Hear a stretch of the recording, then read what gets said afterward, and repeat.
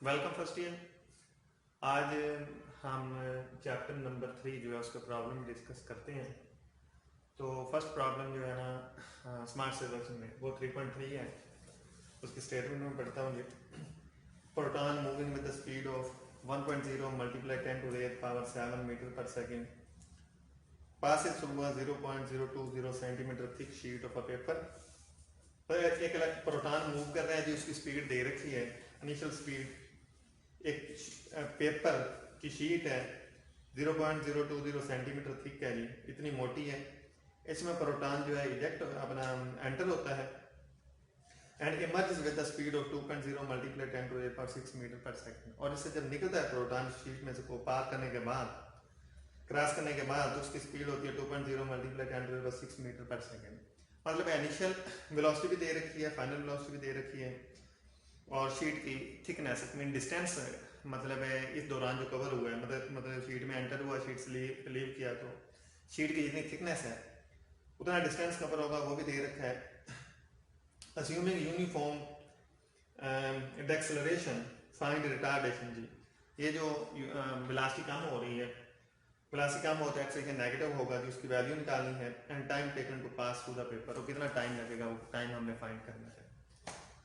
तो हमारे पास ये इनिशियल वेलोसिटी है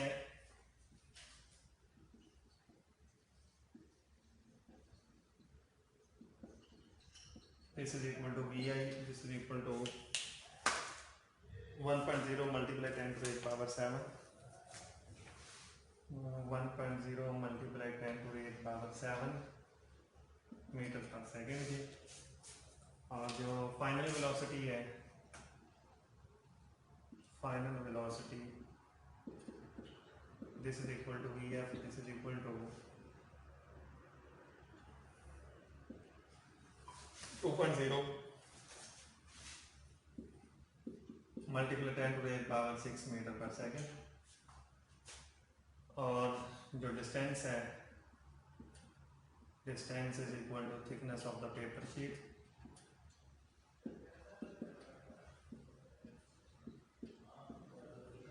इसका नाम मैं डी रख देता हूँ जी। डी इज इक्वल टू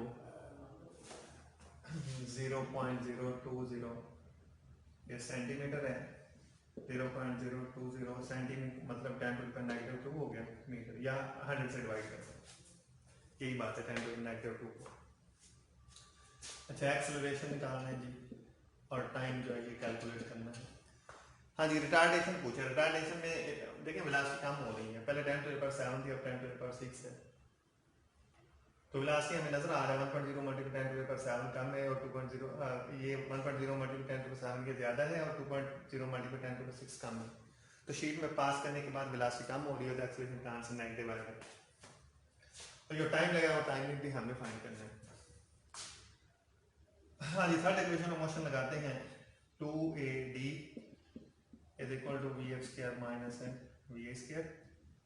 तो यहाँ से ए फाइंड आउट करेंगे हम लोग 1/2d, 2 और डी आगे डिवाइड कर देंगे इसको, V F square minus V A square. तो A is equal to 1/2d की value 0.20 multiply 10 to the power negative 2 and to V F square 2.0 multiply 10 to the power 6 इसका स्क्वायर माइनस वी आई जी 1.0 multiply 10 to the power 7 इसका square जी, और sorry ये हो गया। तो आंसर आ जाएगा मीटर पर सेकंड स्क्वायर में। तो A is equal to negative, क्योंकि ये वैल्यू ज़्यादा है, ये कम है, तो नेगेटिव आंसर ज़्यादा होगा, तो इसका आंसर आएगा negative 2.4 multiply 10 to the power 17 metre पर सेकंड स्क्वायर। ये कैलकुलेशन कैलकुलेट कर सकते हैं आप लोग, ये एक्सेलरेशन आएगा। और जो टाइम हम लोगों ने फाइंड करना है दूसरा टी, तो वो हम फर्स्ट इक्वेशन ऑफ मोशन में हमारे पास टाइम है, या सेकंड इक्वेशन ऑफ मोशन में है, तो फर्स्ट इक्वेशन ऑफ मोशन से सिंपल रहेगा, B F is equal to B I plus A T. तो यहाँ से ए टी आ जाएगा, इधर आ गया जी V F minus V I. तो यहाँ से टी कितना आ जाएगा जी V F minus VI over A. Now VF is a 2.0 multiplied 10 to the power 6. VI 1.0 multiplied 10 to the power 7 over एक एक्सीलरेशन का आंसर नेगेटिव आया हुआ जी, नेगेटिव 2.4 10 to the power 17 और टाइम का क्योंकि ये सिस्टम इंटरनेशनल में पुट किए जा रहे हैं ये सारे, तो आंसर इसका भी सिस्टम इंटरनेशनल में आ जाएगा। टाइम का यूनिट क्या है second, T is equal to एक नेगेटिव इसमें से आ जाएगा जी, ये बड़ी वैल्यू और नेगेटिव नेगेटिव नीचे वाले से कट जाएगा। तो आपको calculating we have 3.3 multiply 10 to the power -11 सेकेंड, ये टाइम आ जाएगा। शीट में से पास करने से न्यूमेरिकल हो गया जी। अब नेक्स्ट है कि प्रॉब्लम नंबर है 3.6। 3.6 में है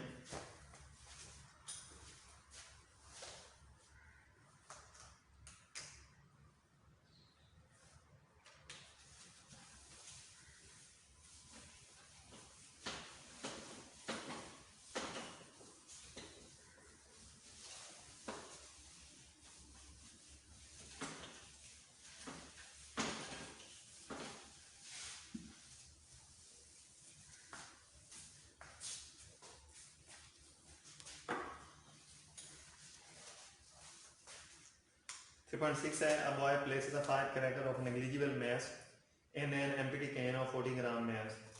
एक लड़का जो एक 5 क्रैकर जो है जिसका मैस बहुत कम है उसको एक खाली कैन के अंदर रख देता है जिसका मैस जो है 40 ग्राम है। 5 क्रैकर बोलते हैं पटाखे को, कि शबरात पे मतलब बच्चे जो चलाते हैं पटाखा 5 क्रैकर जी। एक कैन के अंदर रख देता है जी लड़का, जिस कैन का मैस जो 40 ग्राम है। he plugs the end with a wooden block of mass 200 ग्राम। फिर ये जोड़ देता है इस खाली कैन को लकड़ी के टुकड़े के साथ जिसका मैस जो 200 ग्राम है। After igniting the 5 cracker he throughs the can straight up. फिर जी 5 क्रैकर को ये मतलब ये इग्नाइट कर देता है, चला देता है और ये लकड़ी का टुकड़ा और कैन को ऊपर फेंक देता है। It explode at the top of its path. ये ऊपर जा रहा है, लकड़ी का टुकड़ा और कैन दोनों साथ साथ जा रहे हैं, तो ऊपर जाते हुए कहीं ना कहीं जाके दोनों रुकेंगे। कहता है जी वो जहाँ पे ऊपर जाएंगे, जिस पॉइंट के ऊपर जाके वो रुकेंगे, रुकने के बाद अपनी मोशन नीचे स्टार्ट करेंगे, जहाँ पे जाके रुके हैं उस पॉइंट पे it explodes at the top of its path. कि पाथ की मैक्सिमम हाइट पे जाके ये अपना ये पटाखा जो फट गया है। If the block shoots off with the speed of 3.0 metre पर सेकेंड। अगर ब्लॉक की जो स्पीड है जी वो दे रखी है 3.0 मीटर पर second, how fast will the can be going, तो केन की स्पीड क्या होगी। ये लास्ट कंजर्वेशन ऑफ मोमेंटम से हम लोग जो है वो फाइंड करेंगे जी। हाँ जी, पहले मैस लिख लेते हैं, मैस ऑफ केन, इसका नाम रख लेते हैं जी mass of empty can.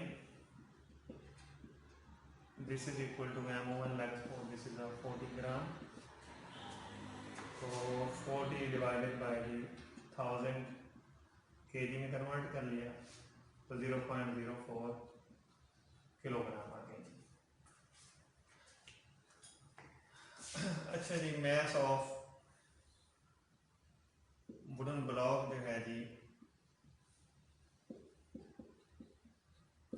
This is equal to m2 is equal to 200 gram है, 200 डिवाइडेड बाय 1000 kg 0.2 kg आ गया।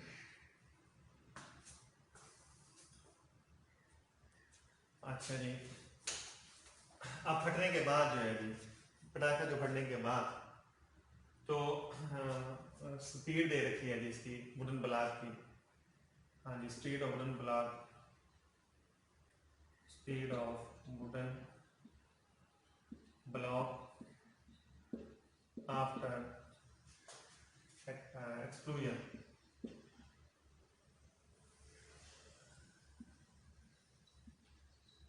आफ्टर एक्सप्लोजन इसका नाम मैं रख लेता हूँ जी, इसका नाम m2 है, इसका नाम v2 रख लेते हैं। v2 is equal to 3.0 metre पर सेकेंड। और स्पीड ऑफ द केन, तो ये हमने फाइंड करनी है। Can after exclusion, let us suppose this is a v1, ये कैलकुलेशन करनी है हमने। हाँ जी, इन दोनों का इनिशियल मोमेंटम देखते हैं। जैसे लड़के ने केन को फेंका ऊपर, साथ वुडन ब्लॉक है, ऊपर जा रहा है, एट मैक्सिमम हाइट पे जाके दोनों रुकेंगे फॉर सम टाइम। जैसे वहां पे रुकेंगे, रेस्ट की हालत में हो जाएगा सिस्टम, तो इनिशियल मोमेंटम जो है वो जीरो हो जाएगा। केन भी उस वक्त रेस्ट की हालत में होगा, वुडन ब्लॉक भी उस वक्त अपना रेस्ट में होगा। कहाँ पे जी? At the path of its maximum height पे दोनों रेस्ट की हालत में होंगे, तो इनिशियल मोमेंटम जो होगा वो जीरो होगा जी। तो initial momentum is equal to zero और final momentum is equal to m1 v1 plus m2 v2, दोनों ऐड कर देंगे। By law of conservation of momentum, initial momentum is equal to final momentum. हाँ जी, by law of conservation of momentum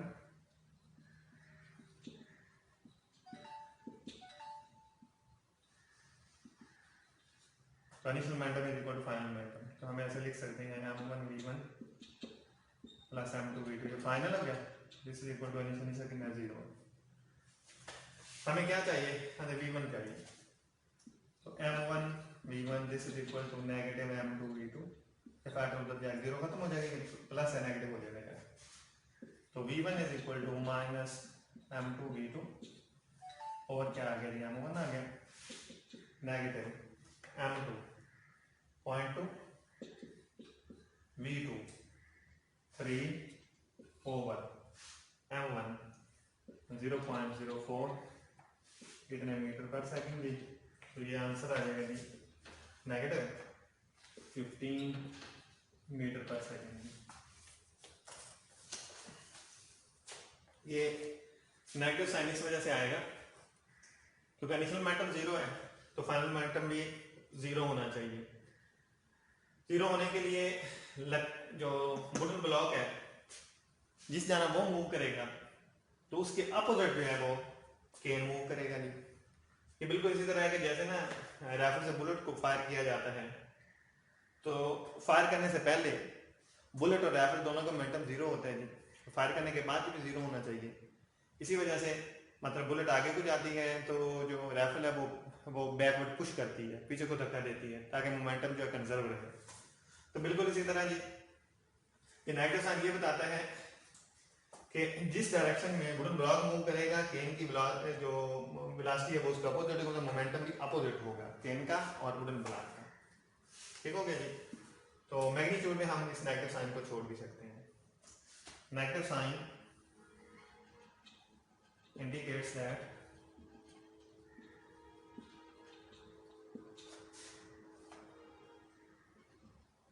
velocity of cane and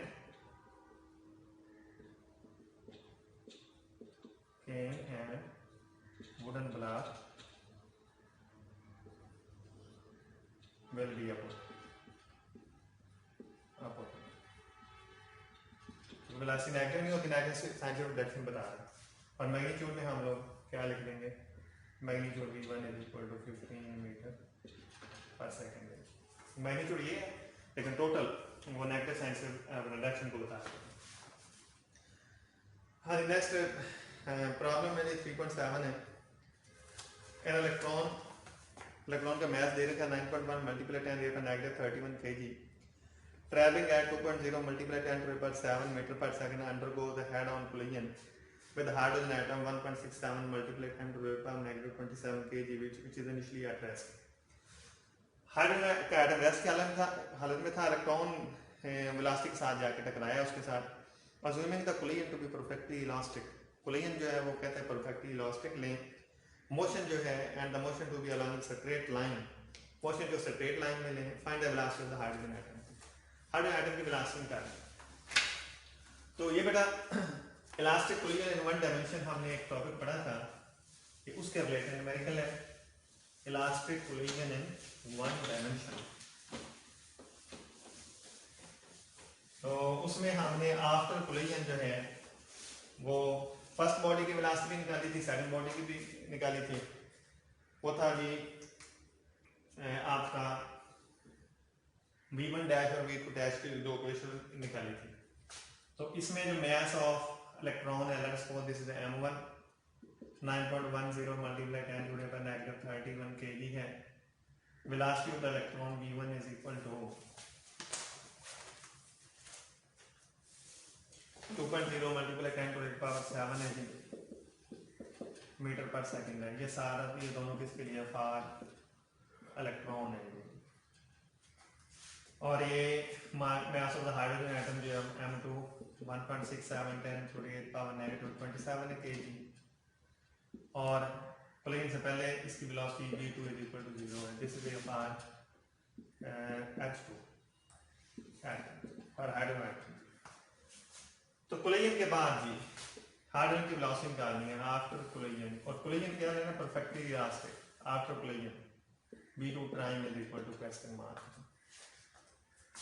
हमें पढ़ी हुई ये equation v2 dash is equal to 2m1 v1 over m1 plus m2 plus m2 minus m1 n2 v2 over m1 plus m2। अब इसमें देखेंगे v2 तो 0 है। जब v2 0 है तो ये वाला फैक्टर जहाँ 0 पुट होगा तो 0 मल्टीप्लाई समथिंग ये सारा कुछ जो है ना ये वाला जो है जिसको मैं सर्कल कर रहा हूँ ये दिस बिकम्स अ 0, तो ये फैक्टर रह जाएगा।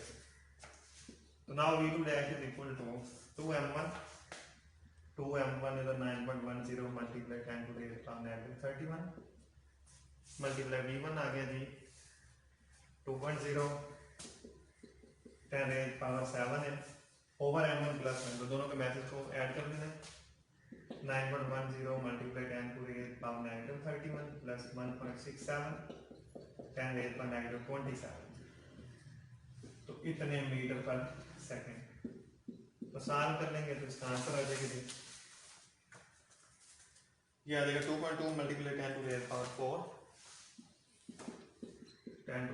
4 मीटर पर सेकंड। ये न्यूमेरिकल हल हो गया जी। नेक्स्ट है जी 3.10।